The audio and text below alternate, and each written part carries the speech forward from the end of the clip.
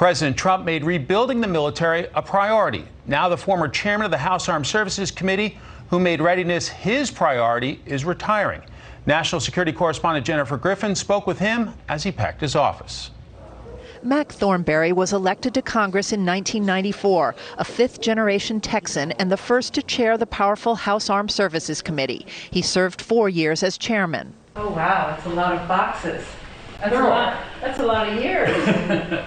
Well, as I say, most of them are books, but these are some commemorative items. A minister from Switzerland brought me this cowbell, which he thought was appropriate since we're cattle ranchers in Texas. So, well, it's like herding cattle on Capitol Hill. Yeah, exactly. Or legislators. Thornberry helped set up the Department of Homeland Security after 9/11, was an early proponent of cybersecurity, space security, and served on the Intel Committee. I'm often asked what keeps you up at night, and it's no foreign threats that worry me. We can handle China, Russia, Iran, terrorists.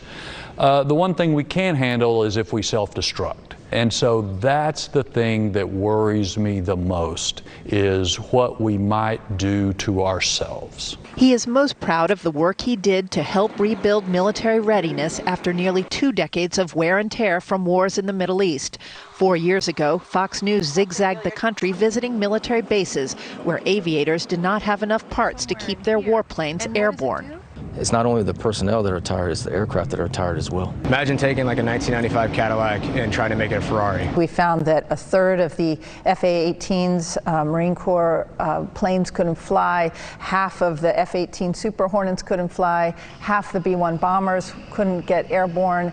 The troops were cannibalizing planes to get them parts. What has changed in the last 4 years? It has improved. We could go backwards, unfortunately. The F-18s, only about 50% of them were able to fly. The Marine F-18s, when you and I went to Beaufort, now it's up about 70%. I was just a week or so ago at the only base in my district, an Air Force base.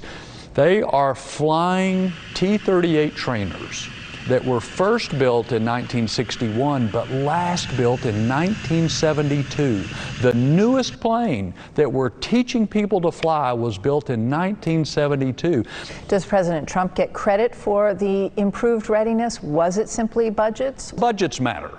And so over the Obama years, the defense budget was cut about 20%. Under President Trump, it's come back up about half of that, about 10% increase. And that has helped. It's not all fixed, and we could easily slip backwards. Before COVID, we lost a lot of pilots, a lot of mechanics, a lot of folks left the military, and you just can't replace that experience.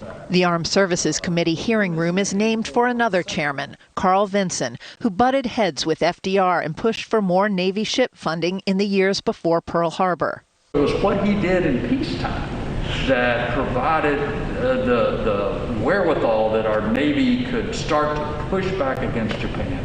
Thornberry's portrait will hang near Vinson's. He chose his books for the background. This is going to be up for a good long while for the Armed Services Committee. Hopefully it'll remind folks to read, to study, to keep learning, which national security is just going to demand. After 26 years in Congress, Mac Thornberry is retiring. Is there still room for a Mac Thornberry in today's Republican Party? Sure. I think most people in the country want problem solvers. They want people who will roll up their sleeves to get things done, not worry so much about celebrity or notoriety or credit. I hope, and I kind of think we're maybe starting to swing back that direction. In Washington, Jennifer Griffin, Fox News.